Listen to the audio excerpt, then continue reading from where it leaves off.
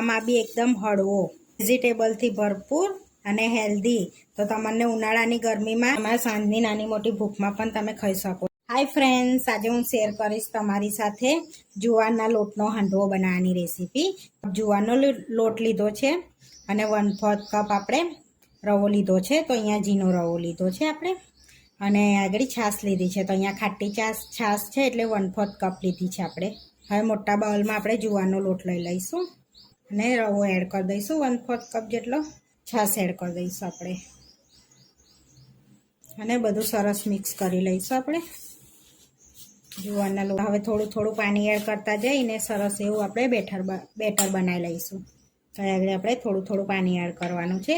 એક જ આમટું કરી દેશો પાણી એડ તો આપણો લોટ પણ ઢીલો થઈ જશે. એટલે થોડું થોડું એડ કરીને સરસ એવું મિક્સ કરી દેવાનું છે, ગાંઠો ના પડે એ રીતનું. તો આપણે આ રીતનું બેટર થોડુંક ઠીક રાખવાનું છે, જેથી આપણે દૂધી અંદર એડ કરવાના છે તો દૂધીનું પાણી છૂટે ને એટલા માટે. હવે 10 થી 15 મિનિટ માટે રેસ્ટ આપીશું એને. 15 મિનિટ રેસ્ટ આપે થઈ ગયો છે આપણે લોટને. હવે આપણે જોઈ લઈશું. તો આ રીતનો આપણે લોટ રાખ્યો છે. તો હવે આપણે એની અંદર દૂધી એડ કરીશું. તો અહીંયા 1 કપ મેં દૂધી લીધી છે. ગાજરનું છીણ લીધું છે 1/4 કપ જેટલું. 1/4 કપ જેટલું ગાજરનું છીણ લીધું છે આપણે. 1 બાઉલ ધાણા લઈશું. આદુ લસણ મરચાંની પેસ્ટ એડ કરીશું. એ ઓપ્શનલ છે, તમારે ના ખાવી હોય તો સ્કીપ કરી લેવાની, એના લીધે ટેસ્ટ બહુ જોરદાર આવશે. અહીંયા 1.5 ટેબલ સ્પૂન એડ કરું છું મેં. સ્વાદ પ્રમાણે મીઠું એડ કરીશું. થોડી હળદર એડ કરીશું. 1 ચમચી ગરમ મસાલો એડ કરીશું. 1 ચમચી અજમો એડ કરીશું આપણે. તો આપણે આ હાંડવો પાચનમાં હળવો રહે એટલે અજમો એડ કરવાનો, આપણું પાચન તંત્ર બેલેન્સ કરે.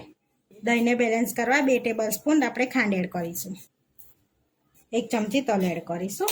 હવે બધું આપણે મિક્સ કરી લેવાનું છે અંદર.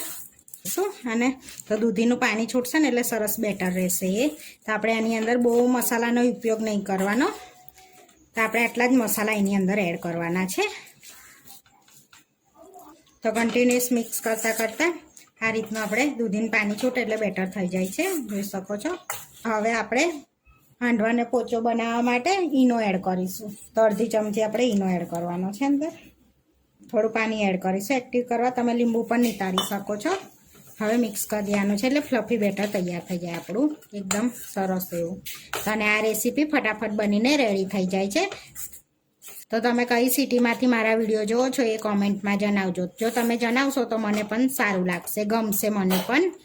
તો હવે આપણે હાંડવો બનાવી લઈશું. તો અહીંયા આગળ આપણે આ રીતની નોનસ્ટિકની પેન લીધી છે. તો મારી પાસે નાની છે એટલે નાની લીધી છે. હવે 2 ટેબલ સ્પૂન તેલ લઈ લઈશું આપણે પેનમાં. તમારી પાસે કઢાઈ હોય તો કઢાઈ પણ તમે યુઝ કરી શકો છો. કઢાઈમાં પણ બનાવી શકાય છે આ હાંડવો. હવે અડધી ચમચી રાઈ એડ કરીશું આપણે, અને રાઈને તતડવા દઈશું.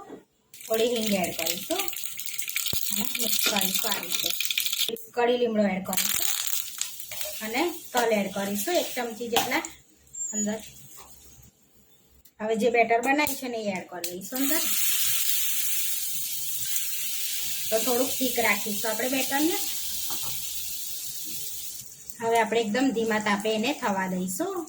કૂક સરસ એક પર ડ્રાય થઈ જાય, ઉપરથી આમ ડ્રાય થઈ જાય, તે ના ખબર પડતી હોય તો ઉપર ડ્રાય થઈ જાય એ રીતનું આપણે એકદમ ધીમા તાપે થવા દેવાનું. તો થોડી વાર માટે ઢાંકી દઈશું આપણે.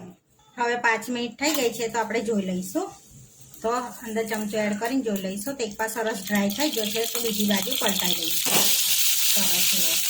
તો સરસ એવો ઉપરથી ક્રિસ્પી અને અંદરથી સોફ્ટ એટલો છે ટેસ્ટી તૈયાર થશે આપણે. હવે 2-5 મિનિટ એક બીજી બાજુ પણ થવા દઈશું ઢાંકીને. હવે 2-4 મિનિટ થઈ ગઈ તો હવે આપણે ચેક કરી લઈશું હાંડવાને.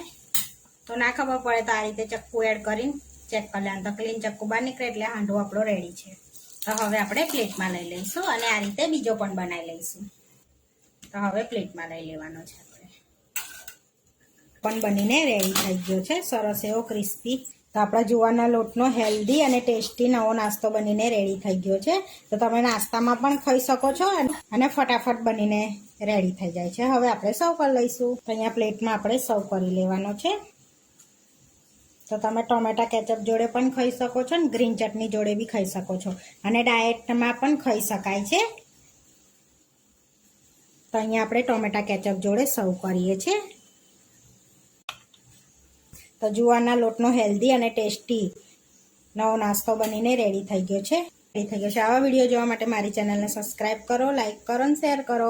અને તમે જરૂરથી ટ્રાય કરો. ફરી મળીશું નવા વિડીયોમાં. કોમેન્ટ કરીને જરૂરથી જણાવજો કે તમને અમારી રેસીપી કેવી લાગી. ઉપરથી એકદમ ક્રિસ્પી અને અંદરથી એકદમ સોફ્ટ, એકદમ ટેસ્ટી બનીને રેડી થયો છે. આ ઉનાળાની ગરમીમાં જુવારના લોટનો નવો નાસ્તો.